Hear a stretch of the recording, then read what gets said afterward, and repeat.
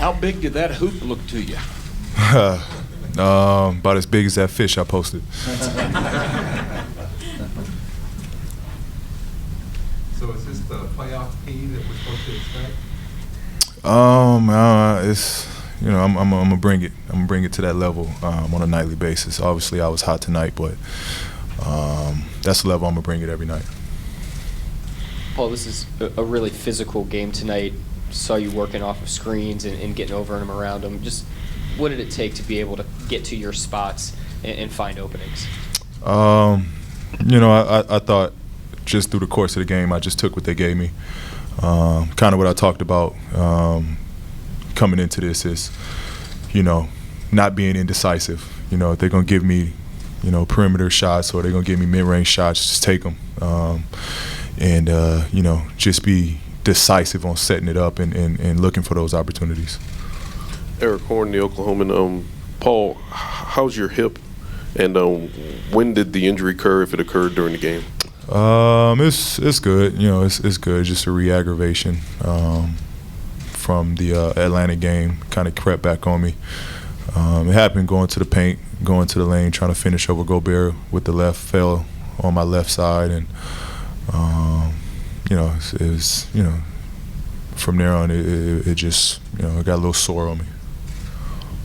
Fred Katz, Norman Transcript. Paul, when they guarded you in a couple different ways tonight and changed up and started trapping and later in the game, what made it easier for you to just be able to still make those reads and not necessarily make the shots, but be able to get those passes out and still find success? Well, that's part of the game. They put two on the ball, you got to move it, and you got to force them to scramble.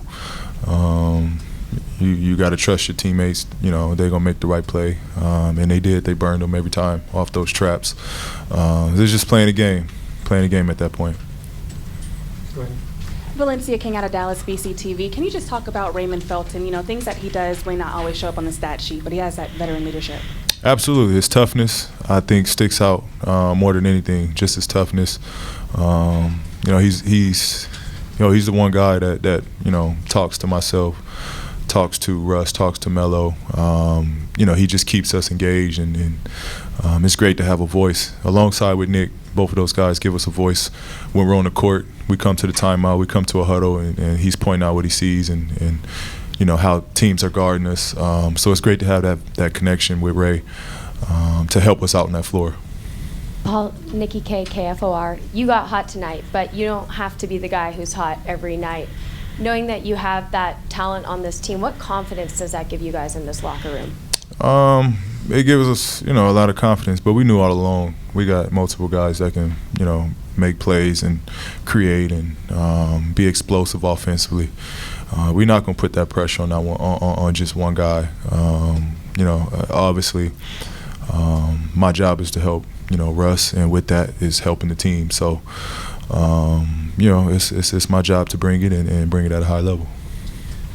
Paul, Ingles really helps orchestrate their offense. And what did you have as your mindset defensively in trying to make, because he only ended up with one assist tonight. What was your mindset with that? Just pressure him. Just pressure him. That's the mindset. Just pressure him. Very, very unlikely that he'll beat me off the dribble. So I take my chances in the foot speed. Jenny, last one. Hey, Paul, I know you guys weren't perfect tonight, but lots of good basketball out there. How do you carry that over into Game 2 and maybe even take it up another notch? Yeah, well, they have an incredible coach. Quinn is an incredible coach. I know he's going to make adjustments, but we have an incredible coach. So he's going to prepare us for Game 2, prepare us to what we might see in Game 2, and rely on our principles, rely on what got us through Game 1, and just trusting our system.